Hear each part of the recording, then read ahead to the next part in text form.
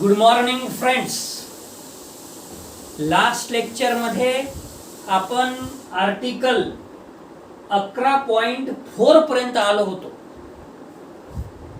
Differential कॅल्क्युलसच्या lecture number 52 वर आहोत आपण आज, आणि आपला आर्टिकल सुरू आहे 11.4.1 ज्याचं टायटल आहे कंटिन्युटी ऑफ ए फंक्शन. काय आहे हो डेफिनेशन कंटिन्युटी ऑफ ए फंक्शनची? A function f is said to be continuous if it is continuous at every point of its domain. मित्रहो, या एका वाक्यावर, या एका डेफिनेशनवर आपल्याला एक ऑब्जेक्टिव्ह टाइप तयार करता येईल. कसं? A function f is said to be continuous if it is continuous at every point of its fill in the blanks. त्याच्यामध्ये तुम्ही ए रेंज लिहू शकता, बी डोमेन लिहू शकता, सी अजून काही लिहू शकता, आणि डी नन ऑफ दिस. याचं उत्तर बी असेल, that is domain. Next article 11.5 limit of a function of two variables. दोन व्हेरिएबल साठी लिमिट ऑफ ए फंक्शन ची definition. Limit F of x y is equal to l as x comma y tends to a comma b. A function f is said to tend to the limit l. एखाद्या फंक्शनची limit जर l असेल as x comma y tends to a b. दोन variable साठी x comma y tends to AB. If corresponding to any pre-assigned positive number epsilon, there exists a positive number delta such that mod मध्ये f of x comma y minus l is less than epsilon for all points x comma y other than possibly a comma b such that a minus delta is less than equal to x is less than equal to a plus delta. याचा अर्थ x varies from a minus delta to a plus delta. b minus delta is less than equal to y is less than equal to b plus delta means y varies from b minus delta to b plus delta. That is for all members of the set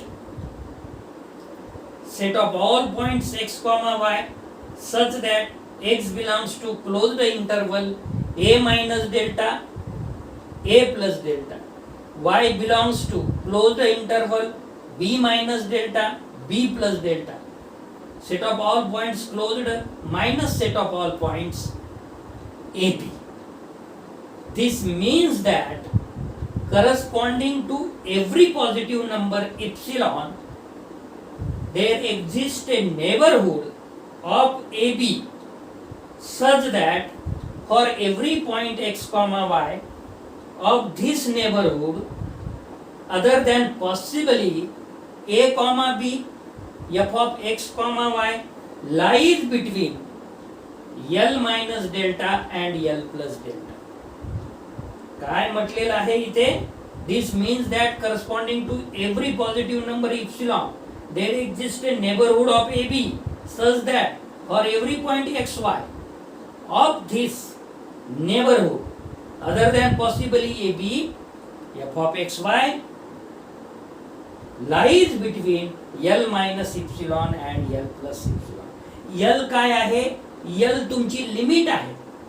limit F of x Y which is equal to L आहे. केव्हा आहे? As x Y tends to a बीच्या वेळेस. तर ही झाली limit of a function of two व्हेरिएबलची definition. आता आपण आर्टिकल 11.6 बघणार आहोत, ज्याचं टायटल आहे partial derivative. Very important article. याच्यावर काही प्रॉब्लेम बी घेणार आहे आपण. Consider z is equal to f of x y, then limit f of a plus h comma b minus f of a comma b whole divided by h as h tends to 0 हेच आपण 12th standard मध्ये limit h tends to 0 f of x plus h minus f of x divided by h असं घेत होतो single variable साठी. इथं दोन variable आहे त्यामुळे f of a plus h comma b म्हणजे x च्या जागेवर a plus h comma b होईल minus f of ab h tends to 0. ही h टेन्स टू 0 आपण इथं पण लिहू शकतो limit h tends to 0, but some books or some writers write down like this: if it is exist is said to be the partial derivative of f. बघू पुढे काय. Consider z is equal to f of xy, then limit f of a plus h comma b minus f of a comma b whole divided by h comma h tends to 0 if it exists is said to be the partial derivative of f. इथपर्यंत आपण आलो होतो. partial derivative of f with respect to x at ab and is denoted by delta z by delta x at a comma b. z is equal to f of x y, त्याला जर differentiate with respect to x केलं तर delta z by delta x होईल. हे दोन variable साठी असल्यामुळे at x comma y which is equal to a comma b असं लिहिता येईल. किंवा f ला सफिक्स x चा अर्थ delta f upon delta x म्हणजे differentiating with respect to x of ab असंही आपल्याला लिहिता येईल. Thus it will be seen that the partial derivative of f with respect to x at a comma b is the derivative of the function f of x which is equal to f of x comma b of a single real variable at x is equal to a. Again, limit f of a comma b plus k minus f of a comma b whole divided by k as k tends to 0. म्हणजे आता आपण y मध्ये बदल करतो आहे.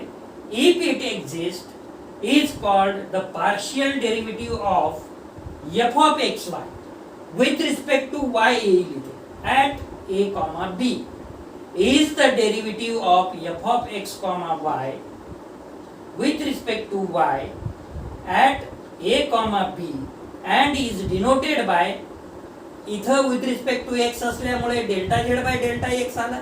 इथं with respect to y असल्यामुळे delta z by delta y येईल आणि a comma b म्हणजे at xy is equal to a comma b. किंवा याला z is equal to f of xy असल्यामुळे आणि आपण differentiate partially with respect to y केल्यामुळे f ला सफिक्स y ऑफ ab असंही आपल्याला लिहिता येईल. f ला सफिक्स x म्हणजे differentiating with respect to x, f ला सफिक्स y म्हणजे differentiating partially with respect to y. So that the partial derivative with respect to y at ab is the derivative of the function f of y which is equal to f of a comma y of a single real variable at y is equal to b. It possesses a partial derivative with respect to x at every point of its domain. Then there arises a new function ab tends to f plus suffix x of ab and denoted by f plus suffix x of two variables whose domain is the same as that of the given function. Thus we have f plus suffix x of xy which is equal to, जर x मध्ये बदल करायचा असेल तर असेल limit f of x plus h comma y minus f of x comma y whole divided by h as s tends to 0. आणि हेच जर आपल्याला विथ रिस्पेक्ट टू वाय करायचं असेल तर हे येईल एफला सफिक्स वाय ब्रॅकेटमध्ये X comma Y which is equal to limit F of X comma Y plus K minus F of x Y upon K as K tends to 0. हा बदल होईल. Okay. Next article 11.6.1 partial derivative of higher order. Partial derivative of higher order हे झालं delta F upon delta X म्हणजे एक derivative. आता दोन derivative असेल तर काय?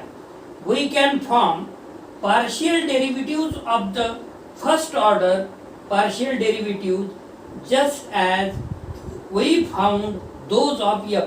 f वर आपल्याला partial derivatives जर आपल्याला काढायचं असेल एक वेळा तर with respect to x तर f plus suffix x, दोन वेळा with respect to x असेल तर f plus suffix xx, जर with respect to y असेल तर f plus suffix y, दोन वेळा with respect to y असेल तर f plus suffix y. Mixed derivative असेल तर f plus suffix x Y किंवा f plus suffix Y x अशा पद्धतीनं ते येईल. यावर आपल्याला जर ऑब्जेक्टिव्ह टाइप विचारायचा असेल तर इथून एक विचारल्या जाईल the function f of x which is equal to f of x comma b of a single real variable at x is equal to a. याला म्हणजे एक्स मध्ये असेल तर मग हे इथं विच इज इक्वल टू असं आपल्याला विथ रिस्पेक्ट टू एक्स विचार, विथ रिस्पेक्ट टू वाय चं एफ प्लस सफिक्स वाय असं विचारलं जाईल. हायर डेरिव्हेटिव्ह मध्ये F plus suffix x x हे किती वेळा डिफरन्शिएट झालं पार्शियल विथ रिस्पेक्ट टू विचारलं जाईल. F plus suffix x Y आणि F plus suffix Y X हे दोन्ही सारखे आहे की वेगळे आहे हे विचारले जाऊ शकते. अशा पद्धतीनं ऑब्जेक्टिव्ह टाइप याच्यावर येईल. Thus we have delta by delta x in bracket delta z by delta x, comma delta by delta y in bracket delta z by delta x, or equivalently f plus suffix xx, because you know that z is equal to f of xy. So this is delta 2z by delta x square. It means f plus suffix xx. This means delta 2z upon delta y delta x. It is f of yx. Called the second order partial derivatives of f. याला second order partial derivatives म्हणता येईल. Now f plus suffix xx may also be denoted by f plus suffix x चा वर्ग. काही पुस्तकांमध्ये f plus suffix xx लिहिल्या जाते किंवा म्हटलेलं आहे, परंतु शांती नारायणच्या पुस्तकामध्ये म्हणजे या बुक मध्ये differential calculus by Shanti Narayan and doctor PK. Mittal या बुक मध्ये f प्लस सफिक्स xx किंवा f प्लस सफिक्स yy ला f प्लस सफिक्स x चा स्क्वेअर सुद्धा डिनोट केलेला आहे किंवा f plus suffix delta 2z upon delta y square म्हणजे f plus suffix y square सुद्धा याला डिनोट केलेला आहे. Now f plus suffix xs may also be denoted by f plus suffix square. We write delta by delta x in bracket delta z by delta x which is equal to delta 2z by delta x square. Delta by delta y in bracket delta z by delta x which is equal to delta 2z divided by delta by delta x. याला mixed derivative म्हटलेलं आहे. Okay. And mixed derivative are ever time equal. Delta 2z upon delta y delta x which is equal to delta 2z upon delta y delta delta 2z upon delta y delta x which is equal to delta 2z upon delta x delta y. Similarly, the second order partial derivatives delta by delta x in bracket delta z by delta y, delta by delta y in bracket delta z by delta y, so it is delta 2z by delta y square, are respectively denoted by delta 2z divided by delta x delta y and delta 2z divided by delta y square. यालाच आपण z equal to f of x y असल्यामुळे f ला suffix x y as well as this means f ला suffix y square सुद्धा denote करू शकतो. So there are 4 second order partial derivatives of z at any point a b. कोण कोणते हो 4 partial derivative? Number 1 delta 2z upon delta x square, delta 2z upon delta y square, delta 2z upon delta x delta y and delta 2z upon delta Y delta x. Mix derivative 2 आणि delta 2z upon delta x square as well as delta 2z upon delta y square. These are the 4 partial derivatives of second order. याच्यावर भी तुम्हाला objective type विचारू शकते. There are fill in the blank second order partial derivatives of z at any point a b. So options are 1 2 3 4. So 4 is the answer. Next, the partial derivative delta 2z upon delta y delta x and delta 2z upon delta x delta y are distinguished by the order in which z is successively differentiated with respect to x and y, but it will be seen that in general they are equal. म्हणजे delta z by delta x ला इथं differentiate with respect to y केलेला आहे, delta z upon delta y ला इथं differentiate with respect to x केलेला आहे, आणि मिक्स्ड डेरिव्हेटिव्ह आर हे नेहमी इक्वल असते हे इथं सांगितलेलं आहे. तर mixed derivative are fill in the blanks खाली येऊ शकते. इक्वल, नॉट इक्वल, पुन्हा काहीतरी, none of this. So it is equal. तर मित्र हो, आजच्या लेक्चरसाठी आपण इथेच थांबणार आहोत. यावरील काही एक्झाम्पल आपण याच्या नेक्स्ट लेक्चरमध्ये घेणार आहे.